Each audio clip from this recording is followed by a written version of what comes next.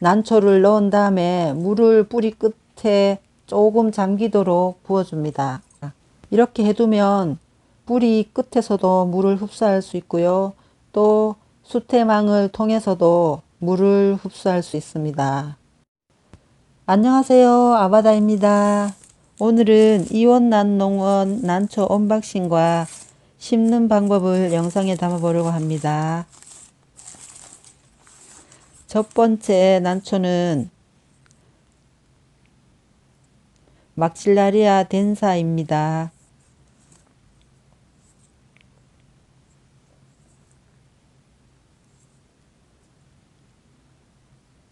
두 번째 난초는 리파리스 그로사입니다.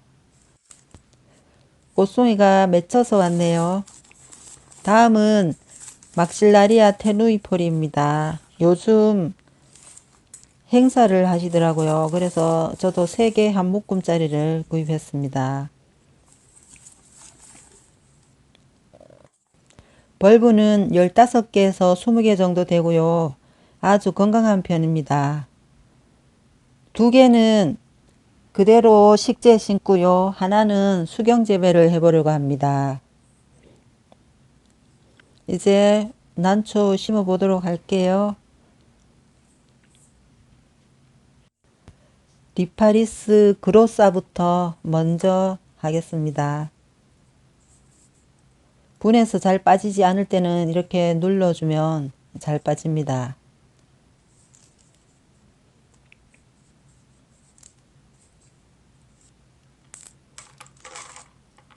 아래쪽에는 바크를 넣었고요. 위쪽에는 수태로 감싸서 심어졌네요. 위쪽에 지저분한 거 조금 걷어내고요. 수태도 건강하고 뿌리도 이제 막 자라기 시작한 거 보니까 분갈이 한 지가 그렇게 오래되지는 않아 보입니다. 수태가 화분 깊이의 반 정도 되고요.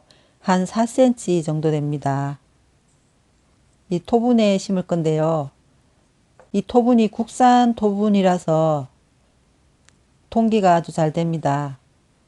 깊이는 거의 비슷하고요. 넓이는 약간 더 넓습니다. 아래쪽에 통기가 잘 되도록 이렇게 구멍을 확 뚫었습니다.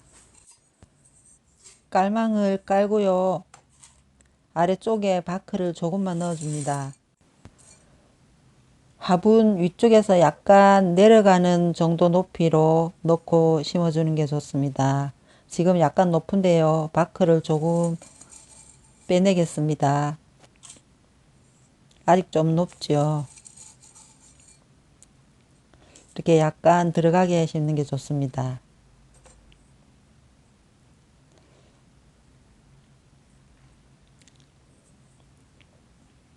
여기가 전진촉이거든요. 전진촉 쪽을 수태를 조금 넓게 넣어서 공간을 둡니다.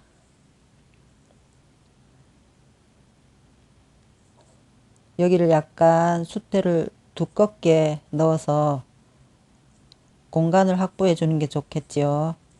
뒤쪽에는 조금만 넣어주면 됩니다.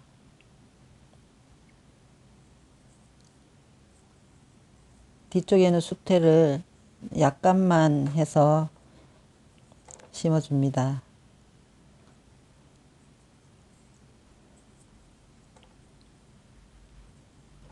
수태를 너무 꽉 채우지 마시고요. 또 너무 느슨해도 좋지 않습니다.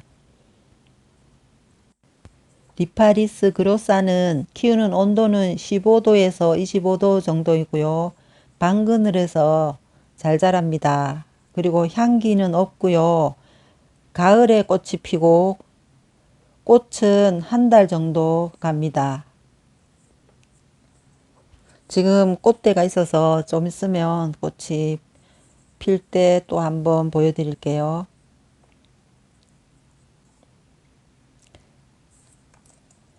다음에 막실라리아 덴사입니다. 여기도 아래쪽에는 바크고 위쪽에는 수태에 심겨져 있네요. 수태가 그렇게 좋아 보이지는 않지만 심은 지는 얼마 되지 않아 보입니다. 그래서 이것도 그냥 심을게요. 이 난초는 가능한 한 뿌리는 건드리지 않고 그대로 심는 게 좋습니다.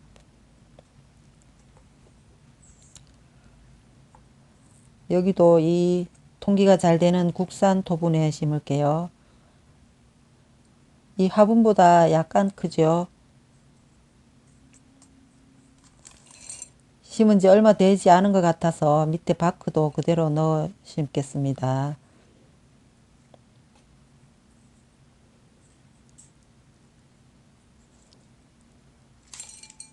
바크는 가는 바크로 지금 심고 있거든요. 작은 화분에 심을 때는 9에서 12mm 짜리 가는 바크로 심는 게 좋습니다.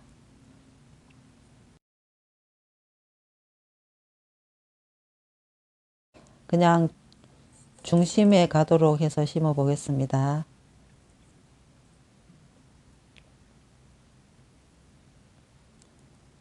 수태를 옆쪽에만 둘러서 넣어줍니다.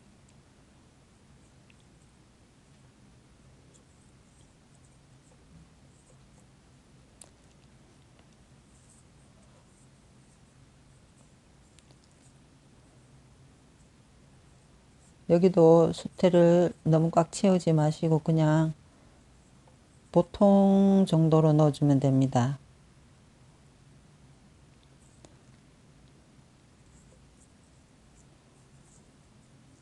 좀 지저분한 것은 걷어내는 게 좋습니다.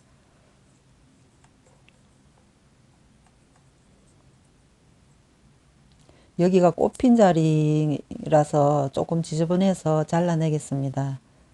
꽃이 이 벌브 옆에서 핍니다. 여기도 꽃이 진 자리입니다.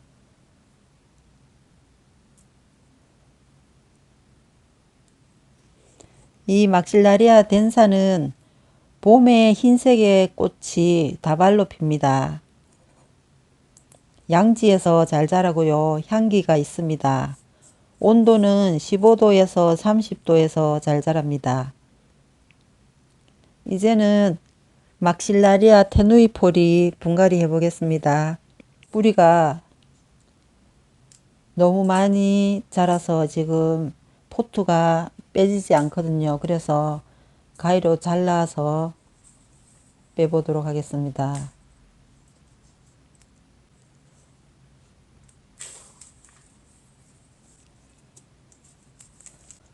뿌리가 아주 빈틈이 없습니다. 화분에 완전히 붙어서 떨어지지가 않네요. 식재가 하나도 보이지 않을 정도로 뿌리가 꽉 차 있습니다. 뿌리 생장점이 하얗게 살아있는 거 보이시죠?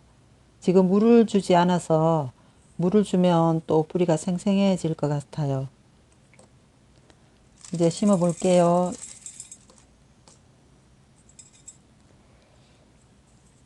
여기도 아래쪽에 바크를 조금 깔아서 심어 주는데요. 이 테누이포리는 가는 밖으로 심고 있습니다. 이 막실라리아는 뿌리 사이에 빈 공간이 없도록 채워서 심어줘야 됩니다.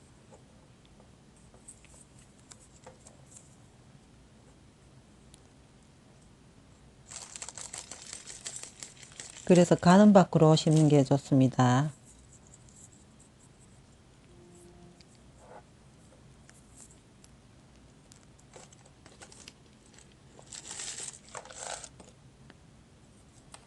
이렇게 넣어주고요. 이 사이에 꽉 채워지도록 잘 심어야 되는데요. 공간이 없도록 해주려면 이런 나무 젓가락 같은 걸로 빈틈이 없도록 고루 넣어줘야 됩니다. 위쪽에 있던 바크가 아래쪽으로 들어가는 거 보이시죠? 이렇게 아래쪽도 빈 공간이 없도록 꽉 채워서 심어줘야지 됩니다.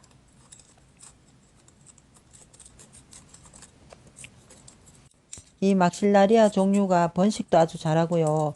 이 테누이포리는 특히 향기가 좋습니다.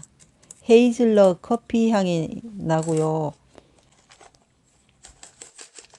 그런데 꽃이 햇빛을 충분히 보지 않으면 피지 않습니다. 그래서 저는 지금 옥상에 올려두고 키우려고 구입을 했는데요. 이 막실라리아 테누이포리는 일조량을 아주 길게 해줘야지 꽃을 핍니다. 8,000에서 12,000 룩스 정도에서 키우면 되고요.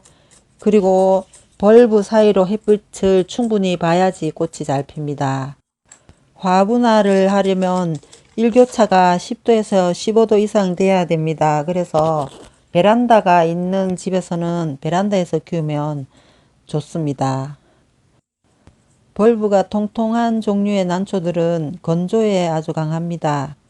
그렇다고 물을 너무 오랫동안 안 주면 벌브가 쪼글쪼글해집니다.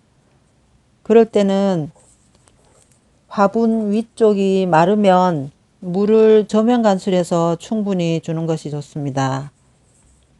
그렇다고 물도 또 너무 자주 주면 과습 피해를 입을 수가 있으니까 화분 위쪽이 마르고 난 다음에 한 20분 정도 물에 저면 간수로 담가 두는 방법으로 물을 주는 게 좋습니다. 벌브가 쪼글쪼글해지면 물에 한참 동안 담가 두면 벌브가 또 펴지기도 합니다. 이제 두 번째 심어 보도록 할게요. 식재를 털어내지 않고 그냥 심으니까 심는 것도 아주 간단합니다. 여기도 뿌리가 아주 건강하네요. 여기도 같은 방법으로 밖으로 심었습니다. 이제 마지막 남은 테누이포리로 수경재배로 해볼게요. 여기도 뿌리가 꽉 차서 가위도 잘 안 들어갈 정도입니다.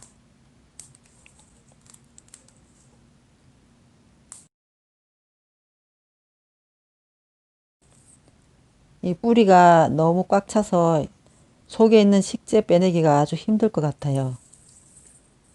이래 눌러도 잘 눌러지지 않을 정도로 지금 뿌리가 꽉 찼습니다. 손도 안 들어가고요.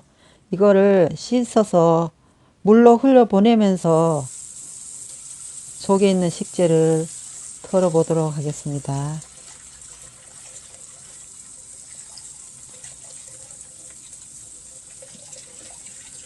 가볍게 이렇게 눌러주면서 빼는 방법으로 해주면 됩니다.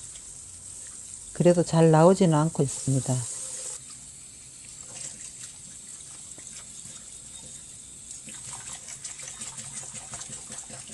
뿌리를 뜯으면 뿌리가 상할 수 있으니까 이렇게 살살 흔들면서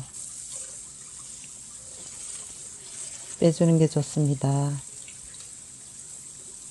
아무래도 이 속에 있는 거 전부 빼지는 못할 것 같아요. 뿌리가 너무 많아서.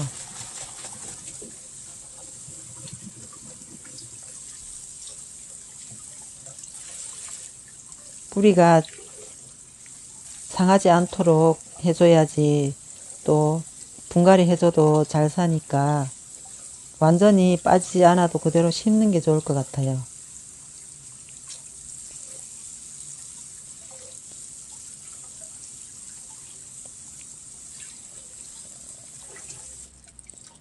이 정도만 빼겠습니다. 막실라리아 테누이폴이 수경재배하는 방법입니다. 유리병은 폭이 12cm 이상 되는 걸로 준비하시고요. 아래쪽에 수태망을 넣어줍니다. 그리고 그 위에 난초를 넣은 다음에 물을 뿌리 끝에 조금 잠기도록 부어줍니다.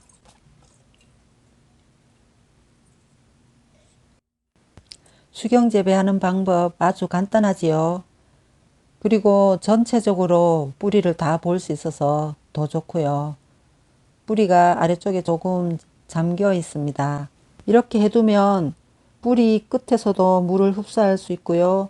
또 수태망을 통해서도 물을 흡수할 수 있습니다. 물이 줄어들면 보충해 주면 됩니다. 이 수태망 대신에 수경재배용 투명 볼이나 하이드로볼을 넣어도 되지 않을까 생각을 하시는데요. 이 밑에 다른 식재들을 넣으면 이 뿌리가 건들려서 잘 자라지를 못합니다. 난초들은 뿌리는 최대한 건드리지 않는 게 좋습니다. 투명 구슬은 이끼가 많이 끼고요. 하이드로볼은 나중에 지저분해집니다. 오늘은 이온난 농원의 난초들 언박싱과 심는 방법 보여드렸고요. 또 막실라리아 테누이폴이 수경재배하는 방법도 영상에 담아봤습니다. 이 막실라리아를 가정에서 꽃 피우는 게 좀 힘들다고 하네요. 다음에 제가 잘 길러서 꽃핀 모습을 영상에 담게 되었으면 좋겠습니다. 지금까지 아바다였습니다. 모든 분들 감사합니다.